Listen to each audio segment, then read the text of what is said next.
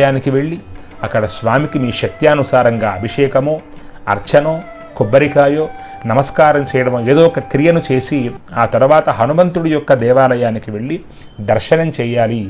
ఇలాంటివి ఇంట్లో చేసినా పర్వాలేదు, హనుమత్ ఆలయంలో చేసినా కూడా హనుమంతుడి యొక్క సంపూర్ణమైనటువంటి అనుగ్రహాన్ని మీరు పొందగలరు.